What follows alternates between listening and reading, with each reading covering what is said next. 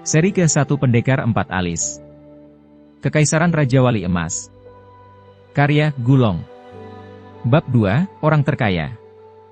Waktu ia memasuki rumah Lohwo tua, yang kecil itu, Lohwo sedang minum arak. Rumah itu adalah sebuah pondok kayu yang kecil dan sangat sederhana, berdiri di tengah sebuah hutan kecil yang terdiri dari pohon-pohon kurma di lereng sebuah gunung. Lohwo juga seperti pondok kayu kecil itu, kecil, sendirian, bersih, dan tegar, mirip sebutir kacang berkulit keras yang telah mengalami berbagai macam badai. Kebetulan ia sedang minum di sebuah meja yang kecil tetapi indah. Arak itu baunya enak, ruangan itu penuh dengan kendi arak dari berbagai jenis dan ukuran, dan tampaknya juga berkualitas tinggi. Waktu ia melihat cangkir arak di tangan Lu Xiaofeng, tak tahan lagi ia tertawa dan sambil menggeleng-gelengkan kepalanya ia berkata, "Apakah kau takut kalau aku tidak tahu kamu datang ke sini untuk minta minum? Itukah sebabnya kau membawa sebuah cangkir arak untuk mengingatkanku?" Lu Xiaofeng juga tertawa, "Waktu berangkat tadi aku hampir tidak punya waktu untuk memakai celana, bagaimana mungkin aku punya waktu untuk meletakkan cangkir ini? Tadi ada arak di cangkir ini, sayang sekarang sudah tumpah." Lohwo merasa hal ini sangat janggal sehingga ia mengerutkan alisnya dan bertanya, "Kenapa kau begitu tergesa-gesa?" Ia tidak bisa membayangkan apa yang telah terjadi. Lu Xiaofeng menarik nafas dan tertawa masam, "Tidak ada apa-apa, tadi ada seorang gadis yang memasuki kamarku." Lohwo tertawa lagi, "Rasanya ada saja wanita yang memasuki kamarmu setiap hari, kau tidak pernah ketakutan sebelumnya. Gadis ini berbeda. Apa yang membuatnya begitu berbeda?" "Semuanya." Lohwo mengedip-ngedipkan matanya, "Apakah gadis ini sangat buruk?" Lu Xiaofeng tiba-tiba menggelengkan kepalanya, "Bukan saja ia tidak buruk, ia malah cukup cantik untuk menjadi seorang dewi, dan dia membawa hawa seperti seorang putri." "Lalu apa yang kau takutkan? Takut dia akan memperkosamu?" Lohwo bergurau. Lu Xiaofeng tersenyum, "Jika dia ingin memperkosaku, maka kau tak akan bisa mengusirku pergi biarpun dengan memakai sapu." "Lalu kenapa dia bisa membuatmu melarikan diri?" Lohwo bertanya. Lu Xiaofeng menarik nafas lagi, "Dia berlutut di depanku." Lohwo membuka matanya selebar mungkin dan menatap Lu Xiaofeng, seolah-olah sebuah bunga tiba-tiba tumbuh dari lubang hidungnya.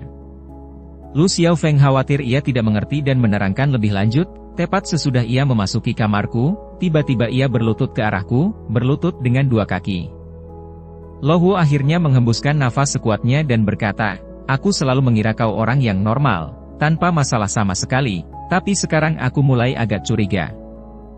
Lu Xiaofeng tersenyum masam lagi, "Sekarang kau mulai agak curiga kalau aku memang ada masalah?" Lohwo menjawab, "Seorang wanita seperti Dewi, masuk ke kamarmu, dan berlutut di hadapanmu, tapi kau malah begitu takutnya sehingga melarikan diri dengan panik?" Lu Xiaofeng mengangguk, "Bukan hanya panik, aku malah harus lari lewat atap." Lohwo menarik nafas, "Tampaknya bukan hanya kau punya masalah, masalah itu pun rupanya sangat besar. Aku lari karena otakku masih bekerja dengan baik." "Oh, sudah kubilangkan, bukan hanya cantik, dia juga membawa hawa tertentu." "Hawa seperti apa?" "Hawa seorang putri." "Pernahkah kau bertemu seorang putri sebelumnya?" "Belum, tapi aku tahu bahwa seorang putri sekalipun tak akan bisa membawa 3 orang pengawal seperti dia." "Siapa saja pengawalnya?" "Liu Yuhen, Xiao Qiuyu, dan Du Gufang." Lohwo mengerutkan keningnya, "Liu Yuhen yang bertarung seperti orang mencari mati?" "Ya." Lu Xiaofeng menjawab. "Xiao Qiuyu yang tampaknya halus dan terpelajar tapi kenyataannya kuat seperti banteng liar?" "Ya." Du Gufang yang datang dan pergi tanpa jejak dan selalu sendirian?" "Ya." "Mereka bertiga itu pengawalnya?" "Ya." "Dia punya 3 orang pengawal seperti itu, dan masih berlutut kepadamu?" "Ya." Lohwo tidak berkata apa-apa lagi. Ia menuangkan secangkir arak lagi dan meminumnya. Lu Xiaofeng juga menghabiskan apa yang tersisa di cangkirnya dan berkata, "Kau mengerti sekarang?" "Ya." Lohwo menjawab. "Menurutmu, kenapa dia berlutut kepadaku?" "Karena dia ingin kau melakukan sesuatu untuknya." "Seorang gadis seperti itu, berlutut di hadapanku, untuk apa sebenarnya?" "Untuk sesuatu yang sangat sukar. Aku belum pernah bertemu dengannya sebelumnya, mengapa aku mau menempuh segala masalah untuknya? Hanya orang tolol yang mau." Apakah aku tolol? Tidak. Jika kau jadi aku, apakah kau akan lari juga? Aku akan lari seperti kau, mungkin sedikit lebih cepat. Lu Xiaofeng menghembuskan nafas panjang sebelum tersenyum kembali, tampaknya biarpun kau mulai tua, kau belum menjadi orang bodoh. Lo Huo menjawab, tapi kau yang bodoh walaupun masih muda. Oh. Seorang gadis seperti dirinya, mau berlutut kepadamu dan memohon sesuatu kepadamu, maka persoalan ini pasti tidak bisa diselesaikan oleh orang lain. Lu Xiaofeng setuju dengan dugaan itu. Lo Huo meneruskan, ia sudah berhasil menemukanmu, apakah menurutmu kau bisa lari? Menurutmu dia akan datang kembali? Mungkin ya. Lu Xiaofeng tersenyum, aku tidak punya banyak keahlian, tapi aku cukup cepat bila melarikan diri. Hingga tidak ada orang yang bisa mengejarmu. Hingga tidak banyak orang yang sanggup mengejarku. Lo Huo mendengus. Lu Xiaofeng bertanya, kenapa kau mendengus? Dengusanku itu berarti aku sedang mendengus. Aku tidak tahu apa maksudmu. Banyak yang kau tidak tahu. Lu Xiaofeng tertawa lagi, paling tidak aku masih tahu bagaimana caranya menentukan kendi mana di tumpukan ini yang berisi arak terbaik. Ia mengambil sebuah kendi, memang yang terbaik.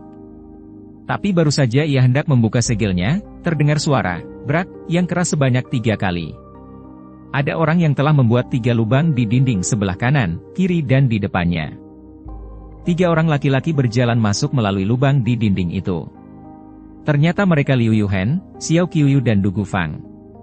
Dari wajah mereka yang pasti dan tenang, seolah-olah bukan mereka yang membuat lubang di tembok itu. Seakan-akan mereka bertiga hanya membuka pintu dan kembali ke rumah mereka sendiri setelah semalaman keluar. Xiao Qiuyu tersenyum dan berkata, kami tidak masuk lewat jendela.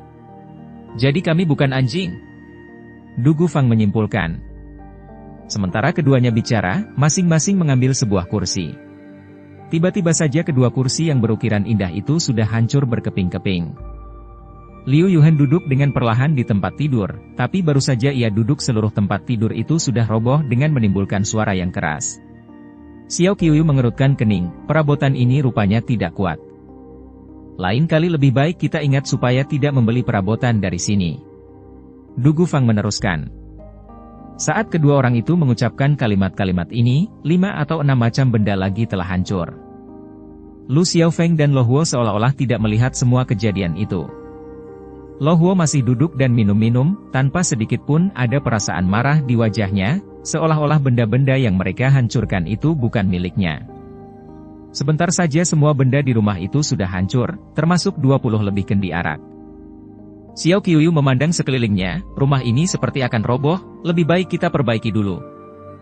Du Gufang berkomentar, itu baru ide yang bagus. Mereka bertiga mulai membongkar rumah itu. Lu Xiaofeng dan Lo Huo masih duduk di sana, sambil meminum arak mereka dengan perlahan-lahan. Brak, bum, buk. Dinding di 4 sisi rumah itu sudah roboh. Bum. Atap pun roboh, tepat di atas Lu Xiaofeng dan Lo Huo. Tiba-tiba mereka berdua menghilang. Du Gufang dan Xiao Qiuyu saling berpandangan dan memandang ke belakang mereka, kedua orang itu ternyata sedang duduk-duduk di lapangan rumput tepat di depan rumah, masih di atas 2 kursi, dan kendi arak pun masih berada di atas meja di hadapan mereka. Xiao Qiuyu berkata lagi, nafsu adalah pisau yang mematahkan tulangmu, arak adalah racun yang merusak perutmu, kami tidak bisa membiarkannya. Du Gufang pun meneruskan, benar, kita tak bisa meninggalkan satu kendi pun. Maka ia berjalan menghampiri dengan tenang, mengambil kendi di atas meja, dan melemparkannya ke atas tanah dengan keras. Kali ini kendi itu tidak hancur. Tiba-tiba benda itu kembali ke atas meja. Du Gufang mengerutkan kening, mengambilnya kembali, dan melemparkannya sekuat yang ia bisa. Kali ini ia melihat apa yang terjadi. Sebelum kendi itu tiba di tanah, Lu Xiaofeng tiba-tiba merenggutnya di udara. Du Gufang melemparkannya lagi, Lu Xiaofeng menangkapnya lagi. Dalam sekejap mata Du Gufang telah melempar kendi itu paling tidak sebanyak 8 kali, tapi kendi ini masih tetap berdiri di atas meja. Du Gufang menatap kendi itu, seolah-olah ia sudah kehilangan kesadarannya. Sesudah memandangnya beberapa lama, akhirnya ia berbalik dan berkata pada Xiao Qiuyu dengan senyum yang dipaksakan di wajahnya, kendi ini kepunyaan setan, tidak bisa dihancurkan. Xiao Qiu bertanya, setan macam apa? Setan arak tentunya. Biar aku yang coba. Ia berjalan menghampiri, seakan-akan tidak ada dua orang lagi yang duduk di meja itu, tiba-tiba mengambil kendi itu dan mendorongnya. Kendi itu terbang 20 atau 30 m tapi masih tidak hancur. Waktu kendi itu terbang, begitu juga Lu Xiaofeng. Waktu Lu Xiaofeng duduk kembali di kursinya, kendi itu juga kembali ke atas meja. Xiao Qiu mengambilnya lagi dan mendorong, kali ini kendi itu terbang lebih cepat dan lebih jauh. Dari lahirnya ia memang lelaki yang sangat kuat, dorongannya yang seperti itu mampu memindahkan sebuah balok besi berbobot beberapa ratus kilogram. Tapi kendi itu kembali lagi, diikuti oleh Lu Xiaofeng. Xiao Qiu juga terpana sehingga ia bergumam, tampaknya memang ada setan yang memiliki kendi ini, setan arak yang punya sayap. Liu Yuhan tiba-tiba mendengus. Sesudah tertawa sekali, ia sudah tiba di meja itu. Ia mengambil kendi itu dengan kedua tangannya, memegangnya erat-erat, dan tiba-tiba mencoba menghancurkannya dengan keningnya. Orang lain berusaha menghancurkan kendi itu, tapi ia tampaknya mencoba menghancurkan kepalanya sendiri. Xiao Qiu menarik nafas, kali ini kendi itu pasti akan hancur, tapi kepala Liu Yuhan mungkin keadaannya tidak lebih baik. Tapi kepala itu tidak rusak dan kendi itu juga tidak hancur. Tangan Lu Xiaofeng tiba-tiba terjulur dan menangkap kendi itu dengan menempatkan tangannya di antara kendi dan kepala Liu Yuhan. Liu Yuhan mendengus lagi dan tiba-tiba ia melompat dan menendang perut Lu Xiaofeng. Tendangan ini juga tidak berhasil. Lu Xiaofeng tiba-tiba melompat dan berjumpalitan melewati kepalanya, mendarat di belakangnya, masih menahan kendi arak itu dengan tangannya. Liu Yuhan menendang ke belakang, Lu Xiaofeng bersalto kembali ke depannya. Tiba-tiba ia menarik nafas dan berkata, "Kendi arak ini adalah kendi kami yang terakhir, kepala itu juga kepalamu yang terakhir, kenapa kau begitu ingin menghancurkan kedua-duanya?" Liu Yuhan menatapnya, sebelah matanya yang masih baik seolah-olah berubah seperti matanya yang rusak, tampak seperti lubang yang gelap dan dalam. Xiao Qiu tiba-tiba tertawa, kelihatannya orang ini Lu Xiaofeng yang asli. Du Gufang menjawab, "Oh, selain Lu Xiaofeng, siapa lagi yang mau bersusah payah hanya untuk sekendi arak?" Du Gufang juga tertawa, "Itu benar, tidak banyak orang bodoh seperti ini di dunia." Sambil tersenyum Xiao Qiu menjauhkan kendi itu dari Liu Yuhan dan meletakkannya kembali di atas meja. Bruk! Tiba-tiba kendi itu pecah berkeping-keping dan arak di dalam kendi juga tumpah di atas meja, tangan Liu Yuhan dan tangan Lu Xiaofeng tadi menyalurkan tenaga dalam ke kendi itu, biarpun kendi itu terbuat dari besi pun ia akan hancur. Xiao Qiu tercengang sebentar, lalu mengeluarkan sebuah senyuman yang agak dipaksakan, "Aneh ya? Bila kau ingin menghancurkannya, tidak berhasil, bila kau tidak ingin menghancurkannya lagi, malah pecah sendiri."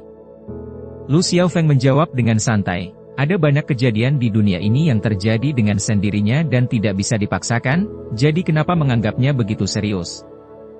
Mata Liu Yuhan tiba-tiba tampak sedih luar biasa dan membuat iba orang lain. Ia berpaling dan berjalan menjauh. Tampaknya apa yang dikatakan Lu Xiaofeng barusan telah mengingatkan dirinya pada suatu rahasia yang terkubur dalam-dalam di benaknya. Saat itulah sebuah suara yang merdu dan menyegarkan berkata, "Yang mulia Tuan Putri dan Feng dari dinasti Raja Wali Emas, Sang Putri Phoenix Merah sendiri, ingin bertemu dengan Tuan Lu Xiaofeng." Suara itu milik seorang gadis manis berwajah polos yang memiliki mata besar dan berpakaian warna-warni.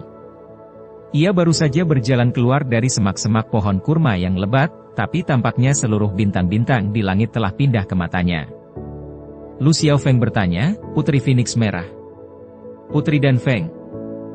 Gadis itu memandang dirinya dengan sepasang matanya yang bening dan bersinar, dan tersenyum, "Putri dan Feng.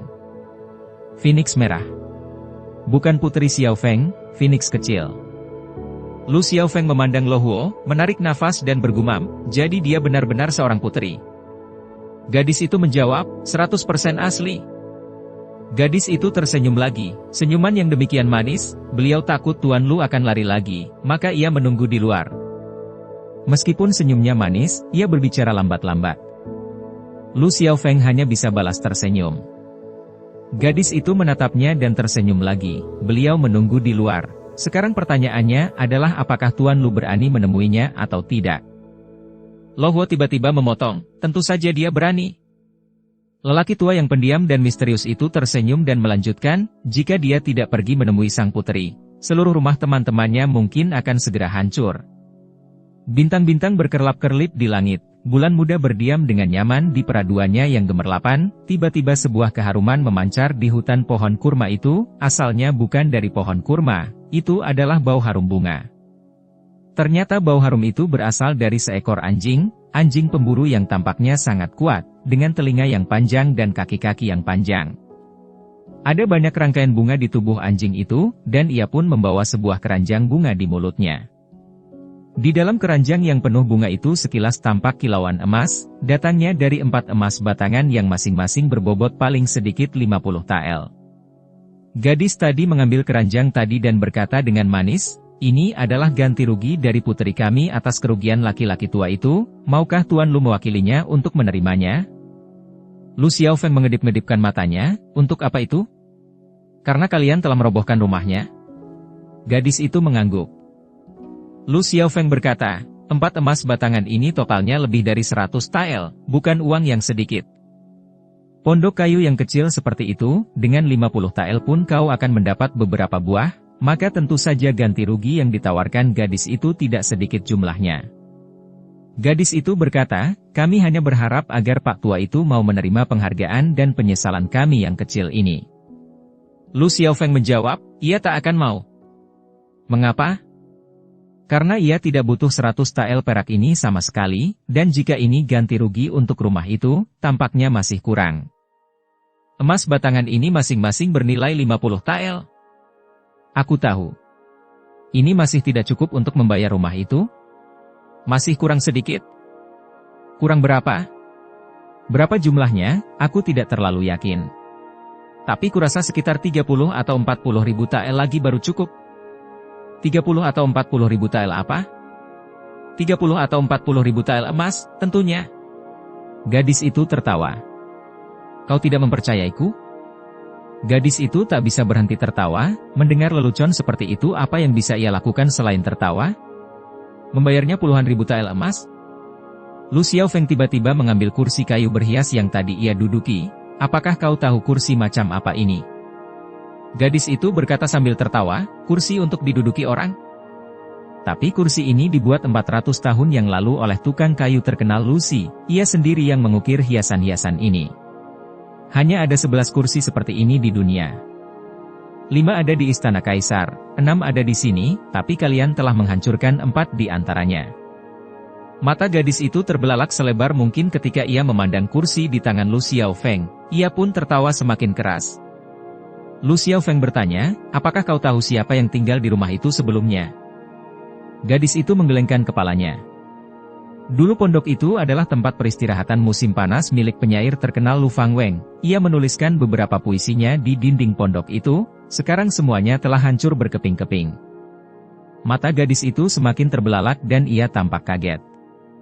Lu Xiaofeng berkata dengan santai, "Setiap potong kayu di rumah itu tidak ternilai harganya, bahkan jika kau datang dengan 40 atau 50 ribu tael emas, itu juga masih kurang." Ia tertawa kecil dan melanjutkan, "Untunglah orang tua itu sama sekali tidak ingin kalian membayar kerusakannya, karena 40 atau 50 ribu tael emas hanyalah uang recehan bagi dirinya." Gadis itu diam-diam menjilat bibirnya sambil memandang pada si laki-laki tua dengan tidak percaya. Lo Huo masih duduk dengan nyaman di sana, perlahan-lahan menghirup setengah cangkir arak yang masih tersisa di cangkirnya, seakan-akan tidak ada yang lain di dunia ini yang lebih penting daripada setengah cangkir arak itu. Lu Xiaofeng tiba-tiba berpaling pada Du Gufang, tersenyum, dan bertanya, "Aku tahu kau memiliki pengetahuan yang luas tentang kejadian-kejadian di dunia, maka kupikir kau tentu telah mendengar siapa orang terkaya di dunia." Du Gufang menjawab dengan suara yang berat, "Jika kau bicara tentang tanah, tentu keluarga Hua di selatan sungai Yangtze, jika menyangkut benda-benda tak ternilai, maka keluarga Yan di dalam tembok besar di daerah Shanxi Tengah. Tapi yang benar-benar terkaya, mungkin itulah Huo Xiu. Apakah kau tahu orang macam apa Huo Xiu ini? Walaupun ia orang terkaya di dunia, ia suka hidup seperti pertapa, maka tidak banyak orang yang pernah melihatnya. Ku dengar dia adalah seorang laki-laki tua yang sangat pendiam dan eksentrik, dan..." Tiba-tiba ia berhenti dan memandang Lo Huo. Sekarang semua orang akhirnya menyadari bahwa laki-laki tua yang pendiam dan misterius itu adalah Huo Xiao, orang terkaya di dunia. Lo Huo tiba-tiba menarik nafas dan bangkit dengan perlahan, karena semua orang sudah tahu aku tinggal di sini, aku tak bisa tinggal di sini lagi, kenapa kau tidak mengambilnya saja? Lu Xiaofeng memandang potongan-potongan kayu di atas tanah dan berkata, seingatku kau bahkan tidak mau meminjamkannya kepadaku beberapa hari yang lalu. Lo Huo menjawab dengan santai, kau sendiri yang mengatakannya, semua benda di sini tak ternilai harganya, bagaimana mungkin aku meminjamkannya pada orang lain? Tapi karena sekarang sudah jadi kayu biasa, kau mau? Itu benar. Lu Xiaofeng menarik nafas dan tersenyum, akhirnya aku tahu kenapa kau bisa begitu kaya. Wajah Lo Huo tidak berubah sama sekali ketika ia menjawab, ada sesuatu lagi yang harus kau ketahui. Apa? Bila kau melarikan diri, memang tidak banyak orang yang bisa mengejarmu di dunia ini, tapi selain orang, ada banyak makhluk-makhluk lain di dunia, contohnya, seekor anjing pemburu dengan penciuman yang sangat tajam. Lo Huo menarik nafas, jadi kau tidak begitu bodoh, mungkin suatu saat kau akan kaya juga. Kereta hitam itu ditarik oleh seekor kuda hitam, hitam berkilauan dan gagah. Kereta hitam itu juga tertutupi oleh bunga-bunga dari berbagai warna. Gadis kecil itu berkata, Yang Mulia menantimu di dalam kereta, kenapa kau tidak masuk? Lu Xiaofeng bertanya, masuk? Lalu kereta ini akan membawamu ke suatu tempat yang tidak pernah kau datangi sebelumnya. Kujamin kau tak akan menyesal setelah kita tiba di sana. Tentu saja aku tak akan menyesal, karena aku tidak ikut. Gadis itu memandangnya, ia tampak terkejut, kenapa tidak? Kenapa aku harus membiarkan diriku sendiri dibawa ke suatu tempat yang tidak pernah kudatangi oleh orang yang tidak pernah kutemui sebelumnya? Gadis itu mengedip-ngedipkan matanya, karena kami akan memberimu banyak emas. Lu Xiaofeng tertawa. Gadis itu bertanya, kau tidak suka emas? Aku suka, tapi aku tidak suka mempertaruhkan nyawaku hanya untuk emas. Gadis itu memutar-mutar biji matanya dan kemudian berbisik, di dalam kereta begitu nyaman, Yang Mulia pun sangat cantik, dan perjalanan ini cukup panjang, siapa yang tahu apa yang mungkin terjadi di sepanjang perjalanan. Lu Xiaofeng tersenyum, nah, itu lebih manjur untukku. Mata gadis itu berkilauan, kau mau masuk? Tidak. Gadis itu mencibir, kenapa tidak? Dengan tenang Lu Xiaofeng menjawab, aku selalu suka wanita cantik, tapi aku tak suka mempertaruhkan nyawaku untuk wanita cantik. Jadi untuk siapa kau mau mempertaruhkan nyawamu? Untuk diriku sendiri. Selain dirimu sendiri, kau tak mau mempertaruhkan nyawamu untuk orang lain di dunia ini? Tidak. Mata gadis itu berputar-putar lagi, tidak juga untuk Hua Menlou. Hua Menlou. Gadis kecil itu berkata dengan santai, kurasa kau tentu tahu siapa Hua Menlou, ia sedang menunggumu di tempat itu. Jika kau tidak pergi, ia mungkin akan sangat kecewa. Jika ia ingin aku pergi, ia sendiri yang akan datang dan mencariku. Sayangnya ia tidak bisa datang sekarang. Kenapa?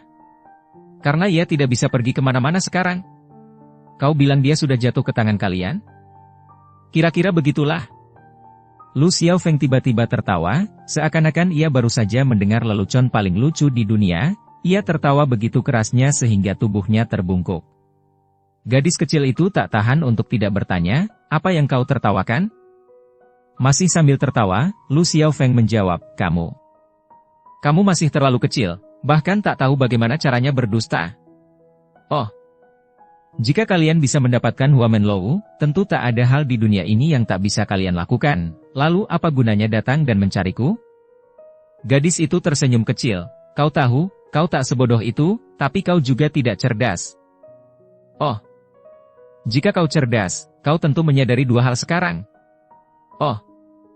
Pertama, aku bukan anak-anak lagi, aku adalah kakak sepupu Putri Dan Feng. Ia baru 19 tahun, aku sudah 20 tahun. Ucapannya itu membuat Lu Xiaofeng tercengang dan ia memperhatikan gadis itu lagi. Tak peduli berapa kali ia memandangnya, ia masih melihatnya sebagai seorang gadis berumur 12 tahun, jauh dari usia 20 tahun. Gadis itu meneruskan, kau tentu tahu bahwa ada orang-orang yang tak bisa bertambah tinggi, ada nenek-nenek berusia 60 atau 70 tahun yang jauh lebih pendek dariku, Kau pernah melihatnya bukan? Walaupun ia masih tidak percaya, Lu Xiaofeng harus mengakui bahwa ada orang-orang seperti itu di dunia ini. Gadis itu melanjutkan, yang kedua, kau seharusnya tahu bahwa Hua Menlou tidak seperti dirimu. Tidak. Ia lebih cerdas dariku. Tapi ia juga orang yang baik. Dan aku tidak. Terutama karena kau bukan orang baik-baik, itulah sebabnya kau tidak mudah mempercayai kebohongan orang lain. Tapi dia percaya semua orang, menipu dia jauh lebih gampang. Lu Xiaofeng menimbang-nimbang beberapa kali dan tiba-tiba bertanya, apakah kau benar-benar berumur 20 tahun? Baru saja mencapai 20 tahun bulan yang lalu. Sambil tersenyum Lu Xiaofeng berkata padanya, orang berusia 20 tahun seharusnya tahu bahwa orang jahat sepertiku tak akan pernah mau mempertaruhkan nyawanya untuk seorang teman, siapapun dia. Gadis itu menatapnya, benarkah? Benar. Lu Xiaofeng telah berada di dalam kereta waktu kereta itu mulai bergerak. Di dalam kereta juga penuh dengan berbagai jenis bunga. Putri dan Feng duduk di antara bunga-bunga itu, seperti mawar hitam paling berharga dan tercantik di dunia. Biji matanya pun hitam berkilauan, ia masih memandang pada Lu Xiaofeng. Lu Xiaofeng tidak memandangnya, ia telah menutup matanya, seolah-olah ia hendak tidur. Putri dan Feng tiba-tiba tersenyum dan berkata kepadanya dengan suara yang lembut, untuk sesaat tadi kukira engkau tak mau ikut. Lu Xiaofeng menjawab, oh, kurasa aku dengar kau mengatakan bahwa kau tak akan mau mempertaruhkan nyawamu untuk seorang teman. Acuh tak acuh Lu Xiaofeng menjawab, aku tak akan mempertaruhkan nyawaku untuk seorang sahabat, tapi aku tak keberatan naik kereta demi seorang sahabat. Putri dan Feng tertawa. Waktu ia tertawa, seakan-akan sebuah kebun bunga tiba-tiba mekar seluruh bunganya tepat di hadapanmu. Lu Xiaofeng yang baru saja membuka matanya segera menutupnya kembali. Dengan manis Putri dan Feng bertanya, kau bahkan tidak memandangku, kenapa? Karena kereta ini sangat kecil, dan aku laki-laki yang tak tahan godaan. Kau takut kalau aku merayumu? Aku tak ingin mempertaruhkan nyawaku untukmu. Bagaimana kau tahu bahwa aku akan memintamu mempertaruhkan nyawamu? Karena aku tidak bodoh. Putri dan Feng mengambil sebuah bunga dan memandangnya. Sesudah diam beberapa lama, ia akhirnya menarik nafas dengan lembut dan berkata, kau benar. Sebabnya kami datang kepadamu hari ini adalah untuk memintamu melakukan sesuatu untuk kami. Tapi aku tidak akan merayumu, dan tidak perlu. Oh, karena aku tahu ada tipe manusia tertentu yang akan melakukan apa saja untuk seorang sahabat. Tipe seperti apa itu? Tipe sepertimu. Lu Xiaofeng tersenyum, aku bahkan tidak tahu tipe orang seperti apa aku ini, bagaimana mungkin kau yang tahu? Aku belum pernah bertemu denganmu sebelumnya, tapi aku telah mendengar banyak cerita tentangmu. Lu Xiaofeng mendengarkan, satu-satunya orang di dunia ini yang belum pernah mendengar cerita itu mungkin cuma dirinya sendiri. Putri dan Feng berkata, kudengar banyak orang yang mengatakan bahwa kau seorang bajingan, tapi mereka juga mengakui bahwa kau bajingan yang paling dicintai di dunia ini. Lu Xiaofeng menarik nafas, ia tak bisa memutuskan apakah itu sebuah penghinaan atau pujian. Tapi akhirnya ia membuka matanya. Putri dan Feng meneruskan, mereka semua mengatakan bahwa di luarnya kau seperti batu karang yang jatuh ke jamban, keras dan bau. Tapi di dalamnya hatimu jauh lebih lunak daripada tahu. Lu Xiaofeng tersenyum, ia memang hanya bisa tersenyum. Putri dan Feng tiba-tiba tertawa kecil dan berkata, tentu saja kabar angin seperti itu tak bisa dipercayai, tapi paling tidak ada satu hal yang benar. Dan apa itu? Aku sebelumnya tidak mengerti kenapa mereka bilang kau punya 4 alis, sekarang akhirnya aku faham. Lu Xiaofeng mengerutkan keningnya. Waktu ia mengerutkan kening, kumisnya pun tampak mengerut. Putri dan Feng melanjutkan, apakah kau tahu siapa orang yang memberitahukan itu semua kepadaku? Sambil mengerutkan keningnya Lu Xiaofeng bertanya. Hua Menlou benar-benar ada di tempat itu? Mengapa aku harus berbohong padamu? Lagi pula kau akan segera bertemu dengannya. Walaupun ia tak bisa melihat, tapi ia bisa merasakan bahaya yang jauhnya masih 5 km lagi. Aku benar-benar tak bisa membayangkan bagaimana ia jatuh ke tangan kalian. Karena ia orang baik, dan ia juga laki-laki. Bila seorang laki-laki yang baik bertemu dengan seorang gadis yang banyak akalnya, sangat jarang sekali ia tidak tertipu. Dengan dingin Lu Xiaofeng bertanya, ia bertemu denganmu? Putri Danfeng menarik nafas. Walau kadang-kadang aku mau memperdaya orang, tapi biarpun kemampuanku meningkat 10 kali lipat pun aku masih tak bisa menandingi Shangguan Feiyan. Shangguan Feiyan? Kakaknya Su'er, Shangguan Feiyan. Lalu siapa Su'er? Su'er adalah adik sepupuku, ia gadis yang tadi mengundangmu masuk ke sini. Ia bukan kakak sepupumu. Putri Danfeng tertawa, ia baru berumur 12 tahun, bagaimana mungkin jadi lebih tua dariku? Lu Xiaofeng tak tahu apa yang harus ia lakukan, haruskah ia tertawa? Atau menangis? Ia tak bisa percaya kalau ia telah diperdaya seperti itu oleh seorang gadis kecil berumur 12 tahun. Dengan adik seperti itu, bayangkanlah seperti apa sang kakak jadinya. Melihat mukanya yang setengah tertawa setengah menangis, Putri Danfeng tertawa nyaring dan berkata, setan kecil itu bahkan tidak mengedipkan mata bila ia berdusta, kau juga terperdaya olehnya. Lu Xiaofeng tertawa masam, paling tidak aku jadi bisa membayangkan bagaimana Hua Menlou bisa tertipu. Walaupun ia berada di tangan kami memperlakukan dia dengan sangat hormat. Bukan hanya karena ia sahabatmu, tapi karena kepribadiannya juga. Begitulah dia. Kau dan dia, dan Juting juga, tampaknya telah bersahabat sejak kecil, bukan? Tampaknya kau mengetahui semua yang perlu diketahui tentangku. Putri Danfeng tersenyum, sejujurnya, untuk menemukanmu, kami telah mempersiapkan ini selama 7 bulan. Lu Xiaofeng menarik nafas, jika kau mempersiapkan diri selama 7 bulan untuk menemukan seseorang, maka orang itu sangatlah tidak beruntung. Putri Danfeng menjawab dengan lembut, tapi kami tidak ingin menyakiti kalian. Lu Xiaofeng tersenyum agak pahit. Putri Danfeng meneruskan, walaupun hal yang kami minta untuk kau lakukan itu berbahaya, tapi aku yakin kau dapat melakukannya tanpa masalah. Ia menatap Lu Xiaofeng, wajahnya penuh dengan kekaguman dan kepercayaan. Lu Xiaofeng bertanya, kalian ingin aku melakukan apa? Dengan bimbang Putri Danfeng menundukkan kepalanya dan menjawab, aku tak boleh memberitahumu dulu, kau akan segera mengetahuinya. Liu Yuhen, Xiao Qiuyu, dan Du Gufang semuanya ikut karena urusan ini? Putri Danfeng mengangguk dan tertawa, mendapatkan mereka tidaklah gampang, tapi masih jauh lebih mudah daripada mendapatkanmu. Lu Xiaofeng bertanya, bagaimana caranya kau mendapatkan mereka bertiga? Putri Danfeng tersenyum, setiap orang punya kelemahan, mereka pun tak akan dapat menduga bagaimana caranya aku mendapatkanmu. Ia menudingkan bunga di tangannya ke wajah Lu Xiaofeng dan melanjutkan, Liu Yuhen, Xiao Qiuyu, Du Gufang, Hua Menlou, dan terakhir kamu. Jika ada sesuatu di dunia ini yang tak bisa kalian berlima melakukannya maka hal itu memang tak mungkin dilakukan. Kabut putih muncul di sekeliling kereta, cahaya yang masuk ke dalam kereta pun semakin lemah. Lu Xiaofeng menatap bunga di tangan gadis itu, bunganya indah, tapi tangan itu jauh lebih indah. Putri Danfeng menggunakan tangannya yang lembut dan halus untuk menancapkan bunga itu di baju Lu Xiaofeng dan kemudian berkata dengan lembut, lebih baik kau tidur sebentar. Mengapa? Putri Danfeng menundukkan kepalanya dan berkata dengan suara yang makin lembut dan semakin lembut. Karena aku bisa kehilangan kontrol dan merayumu. Kereta itu berjalan terus menembus kabut yang tebal. Walaupun kabut tebal, itu adalah kabut di waktu fajar, maka perlahan-lahan malam pun berakhir. Lu Xiaofeng bersandar di dinding kereta, tampaknya ia tertidur. Putri Danfeng berkata dengan lembut, tidurlah, dengan begitu kau dapat bertemu dengan beliau di waktu kau bangun nanti.